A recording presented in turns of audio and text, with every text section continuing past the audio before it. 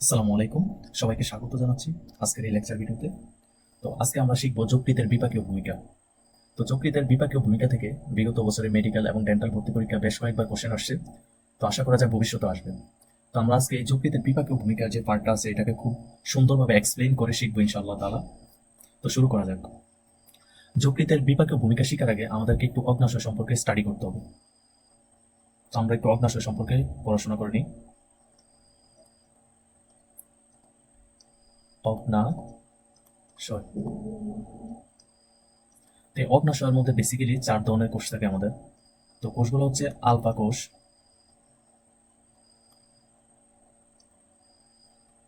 Beta কোষ, তারপর হচ্ছে ডেল্টা কোষ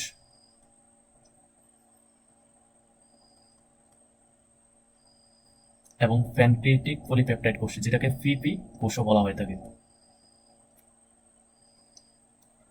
তো এখানে আলফা কোষ এবং বিটা কোষ এই দুইটা কোষ নিয়ে আমাদেরকে একটু জানতে হবে। তো আলফা কোষ থেকে বেসিক্যালি খরিত হয় গ্লুকাগন নামক একটা হরমোন। গ্লুকাগন গ্লুকাগন নামক একটা হরমোন খরিত হয় এবং এই বিটা কোষ থেকে খরিত হয় ইনসুলিন নামক একটা হরমোন।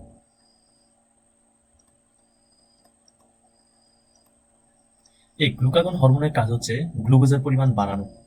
তাহলে রক্তে গ্লুকোজের পরিমাণ বাড়ায় এই গ্লুকাগন হরমোন। তাহলে গ্লুকোজের পরিমাণ বাড়ানোর কাজ হচ্ছে গ্লুকাগন হরমোনের কাজ।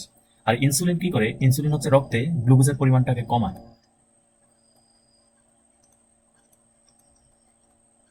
এই দুইটা চিহ্ন দ্বারা আমি ইনক্রিজ এবং ডিক্রিজকে বোঝাচ্ছি।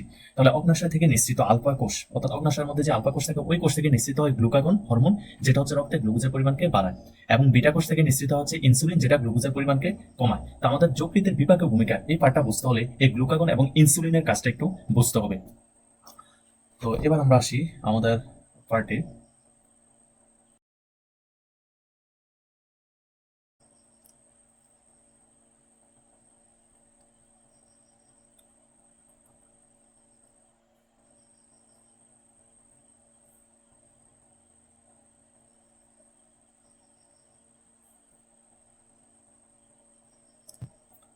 তো এখন আমরা শিখি যকৃতের বিপাকীয় ভূমিকা। তো যকৃতের বিপাকীয় ভূমিকার মধ্যে বেসিক্যালি আমরা 4টা বিষয় দেখতে পাই। এগুলো হচ্ছে গ্লাইকোজেনেসিস, গ্লুকোনিওজেনেসিস, গ্লাইকোজেনোলাইসিস এবং গ্লাইকোজেনেসিস। তো আমরা একটা একটা করে স্টেপ বাই স্টেপ শিখি। তো প্রথমটা হচ্ছে গ্লাইকোজেনেসিস।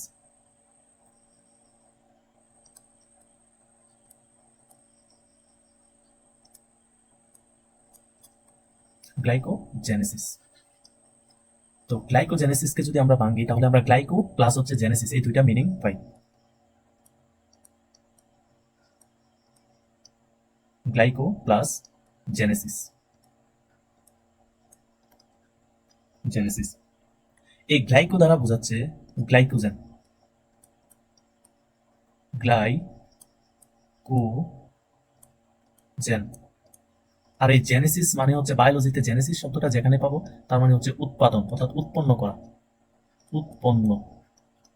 তার মানে গ্লাইকোজেনেসিস বলতে আমরা বুঝি হচ্ছে গ্লাইকোজেনের উৎপন্ন হওয়া বা গ্লাইকোজেনের উৎপাদন। এখন কথা হচ্ছে সেই গ্লাইকোজেনটা কোথায় থেকে উৎপন্ন হবে? তো আমরা হচ্ছে অতিরিক্ত কার্বোহাইড্রেট খাওয়ার কারণে আমাদের বডিতে অতিরিক্ত গ্লুকোজের পরিমাণ বেড়ে যায়। তো যখন গ্লুকোজের পরিমাণ আমাদের বডিতে বেড়ে যায় তখন এই গ্লুকোজটা গ্লাইকোজেনে কনভার্ট হয়ে যায়। তাহলে আমরা লিখি, তাহলে বডিতে যখন গ্লুকোজের পরিমাণটা বেড়ে যায়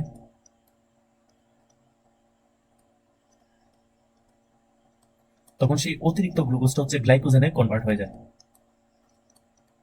গ্লাইকোজেন। এখন দেখো, গ্লুকোজটা গ্লাইকোজেনে কনভার্ট হচ্ছে, এখানে গ্লুকোজটা গ্লাইকোজেনে কনভার্ট হচ্ছে, তার মানে কি আমাদের গ্লুকোজের পরিমাণ কমতেছে, রাইট? তো গ্লুকোজের পরিমাণ কমে, তাহলে গ্লুকোজের পরিমাণ কমাতে সাহায্য করে কোন হরমোন? গ্লুকোজের পরিমাণ কমাতে সাহায্য করে হচ্ছে ইনসুলিন হরমোন।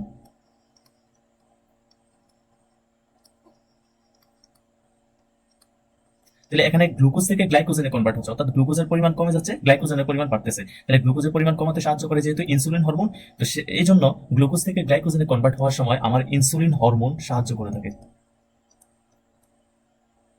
ইনসুলিন। তাহলে আমরা বলতে পারি গ্লুকোজ থেকে গ্লাইকোজেনে কনভার্ট করতে কোন হরমোন সাহায্য করে? Insulin hormone. Very very important, insulin hormone. তো এটা গেল হচ্ছে গ্লাইকোজেনেসিস। তারপরটা হচ্ছে আমাদের গ্লুকোনিওজেনেসিস।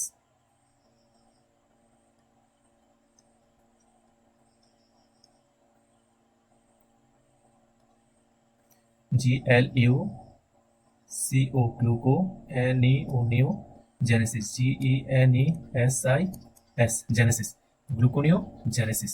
এবার গ্লুকোনিওজেনেসিস এটাকে যদি আমরা ভাঙি তাহলে কি পাবো? Gluco GLUCO Gluco plus new NEO new plus Genesis GENESIS Genesis. তাহলে গ্লুকোনিওজেনেসিসকে যদি আমরা ভাঙি তাহলে Gluco plus new plus Genesis, এই তিনটা মিনিং পাই আমরা। তো এখানে গ্লুকো দ্বারা বোঝাচ্ছে আমাদের গ্লুকোজকে, গ্লুকো দ্বারা বোঝাচ্ছে গ্লুকোজকে, গ্লুকোজ। আর এই নিউ দ্বারা বোঝাচ্ছে মানে হচ্ছে নতুন। আর জেনেসিস মানে তো হচ্ছে উৎপন্ন হওয়া, এটা আমরা জানি।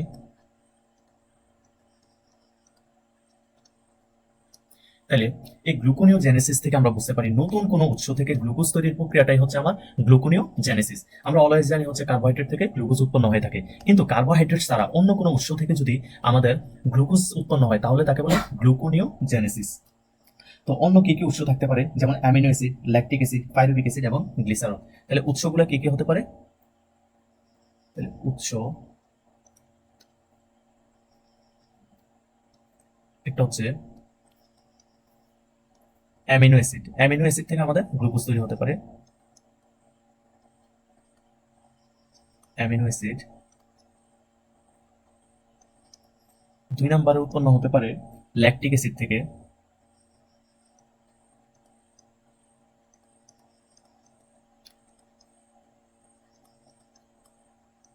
Lactic acid. তারপর 3 নম্বর উৎপন্ন হতে পারে পাইরুভিক অ্যাসিড থেকে, পাইরুভিক অ্যাসিড অ্যাসিড। তারপর 4 নম্বরে উৎপন্ন হতে পারে আমাদের গ্লিসারল থেকে, গ্লিসারল। তো বেসিক্যালি এগুলো আমাদের কার্বোহাইড্রেট নয়, তারপরও এগুলা থেকে হচ্ছে আমাদের গ্লুকোজ উৎপন্ন হয়ে থাকে। তাইলে নতুন কোন উৎস থেকে যখন গ্লুকোজ উৎপন্ন হবে কার্বোহাইড্রেট ব্যতীত কোন উৎস থেকে, তখন তাকে আমরা বলবো গ্লুকোনিওজেনেসিস।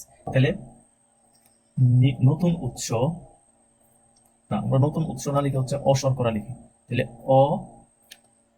অশর্করা, অশর্করা, অশর্করা থেকে যদি আমাদের গ্লুকোজ উৎপন্ন হয় তাহলে তাকে আমরা বলবো গ্লুকোনিওজেনেসিস।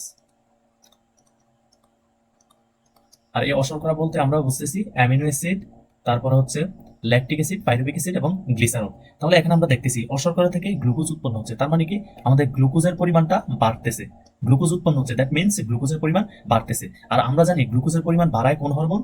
Glucagon hormone, glucagon. তাহলে আমরা বলতে পারি গ্লুকোনিওজেনেসিস প্রক্রিয়া কোন হরমোন সাহায্য করে?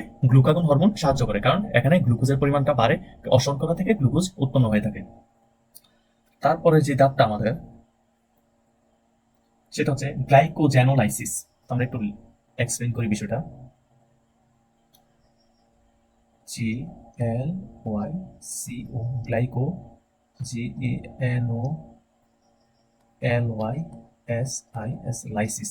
আমি একটু ভেঙে ভেঙে লিখলাম গ্লাইকোজেনোলাইসিস। তো এটাকে যদি আমরা একটু আরো একটু ভাঙি তাহলে আমরা কি পাবো? গ্লাইকো GLYEO GENO, গ্লাইকোজেনো LYSIS। তো গ্লাইকোজেনোলাইসিস, এই গ্লাইকোজেনো মিনিংটা আসছে আমাদের গ্লাইকোজেন থেকে, গ্লাইকোজেন। তাহলে এই গ্লাইকোজেন থেকে আসছে হচ্ছে গ্লাইকোজেনো। আর লাইসিস মানে হচ্ছে ভাঙ্গা, লাইসিস মানে হচ্ছে ভাঙ্গা, বিদীর্ণ করা।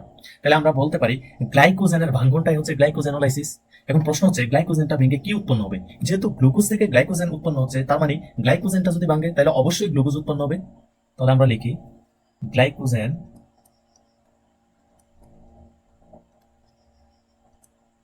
গ্লাইকোজেন। তো গ্লাইকোজেনটা ভাঙবে, ভেঙে আমার উৎপন্ন করবে কি? Glucose, glucose. তাহলে এখানে কি উৎপন্ন হচ্ছে? গ্লুকোজ উৎপন্ন হচ্ছে। তার মানে গ্লুকোজ উৎপন্ন হচ্ছে, দ্যাট মিনস গ্লুকোজের পরিমাণ বাড়তেছে। আর আমরা জানি গ্লুকোজের পরিমাণ বাড়ায় কোন হরমোন? গ্লুকোজের পরিমাণ বাড়ায় গ্লুকাগন হরমোন। তাহলে গ্লুকাগন,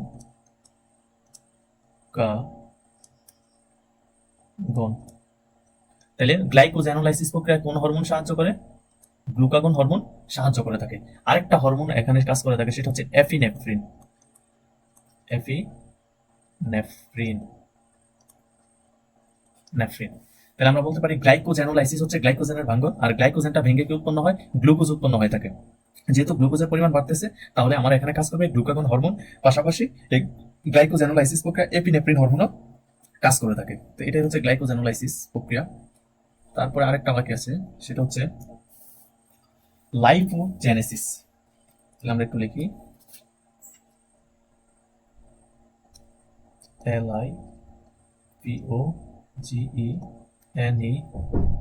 LIPOGENESIS, অর্থাৎ লাইপোজেনেসিস বা লিপোজেনেসিস যেটাই বলি না কেন।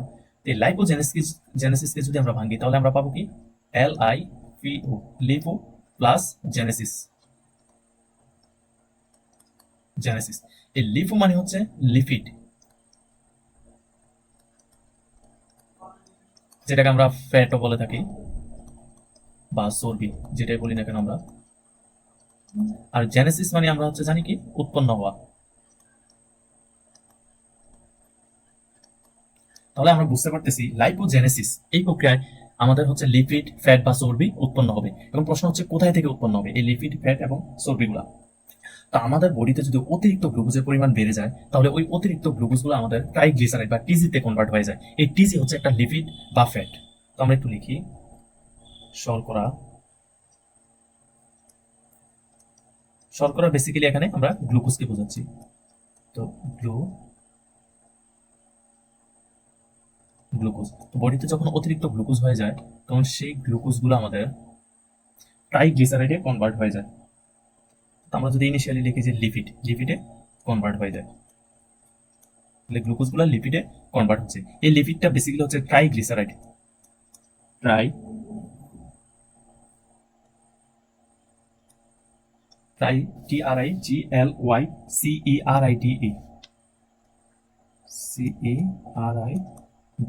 ট্রাইগ্লিসারাইডে কনভার্ট হয়, যেটাকে আমরা টিজি বলে থাকি, ট্রাইগ্লিসারাইড। তাহলে আমাদের লাইপোজেনেসিস প্রক্রিয়ায় আমাদের হচ্ছে শর্করা থেকে বা গ্লুকোজ থেকে, অতিরিক্ত যে গ্লুকোজ থাকে সেই গ্লুকোজ থেকে লিপিডে কনভার্ট হয়ে যাচ্ছে, লিপিড বা ফ্যাটে। এই লিপিডটা বেসিক্যালি হচ্ছে ট্রাইগ্লিসারাইড, যেটাকে টিজি বলা হয় থাকে। আমাদের বডিতে যদি এই টিজির পরিমাণটা বেড়ে যায়, তাহলে আমাদের হচ্ছে হৃদরোগের সমস্যা হতে পারে, অর্থাৎ হৃদরোগ দেখা দিতে পারে, হৃদরোগ হতে পারে এবং স্ট্রোক হতে পারে।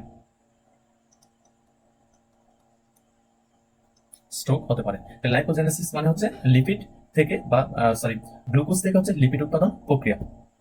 লিপিডটা বেসিক্যালি হচ্ছে ট্রাইগ্লিসারাইড। এখন যদি আমরা একটু ওভারভিউ দিই যে আমাদের আজকে লেকচারে আমরা কি কি শিখলাম, তো আমরা আজকে যকৃতের বিপাকীয় ভূমিকা 4টা ধাপ শিখলাম। তো এই 4টা ধাপ শিখার আগে আমাদেরকে অগ্নাশয় 2টা কোষ সম্পর্কে জানতে হবে। একটা হচ্ছে আলফা কোষ, আরেকটা হচ্ছে বিটা কোষ। তো আলফা কোষ থেকে হচ্ছে গ্লুকাগন হরমোন নিঃসৃত হয় এবং বিটা কোষ থেকে হচ্ছে আমাদের ইনসুলিন হরমোনটা নিঃসৃত হয়।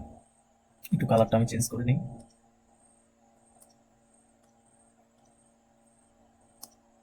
তাহলে এই আলফা কোষ থেকে হচ্ছে আমাদের গ্লুকাগন নিঃসৃত হয় এবং বিটা কোষ থেকে হচ্ছে ইনসুলিন নিঃসৃত হয়। এই গ্লুকাগন কি করে? আমাদের গ্লুকোজের পরিমাণটাকে বাড়ায় রক্তে, এবং ইনসুলিন কি করে? গ্লুকোজের পরিমাণটাকে রক্তে কমায়।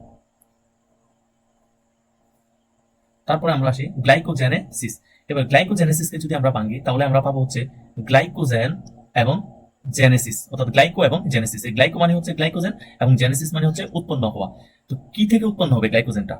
গ্লুকোজ থেকে গ্লাইকোজেনে উৎপন্ন হবে, অর্থাৎ গ্লুকোজটা গ্লাইকোজেনে কনভার্ট হয়ে যাবে। তো গ্লুকোজটা গ্লাইকোজেনে কনভার্ট হচ্ছে, দ্যাট মিন্স আমার গ্লুকোজের পরিমাণটা কমে যাচ্ছে। আর গ্লুকোজের পরিমাণটা কমাতে সাহায্য করে কোন হরমোন? Insulin hormone. তাহলে আমরা বলতে পারি গ্লাইকোজেনেসিস প্রক্রিয়ায় কোন হরমোন সাহায্য করে? ইনসুলিন হরমোন সাহায্য করে থাকে। তারপরে হচ্ছে গ্লুকোনিওজেনেসিস। তো এটাকে যদি আমরা ভাঙি, পাবো নিউ এবং জেনেসিস। গ্লুকো মানে হচ্ছে গ্লুকোজ, নিউ মানে হচ্ছে নতুন, আর জেনেসিস মানে উৎপন্ন।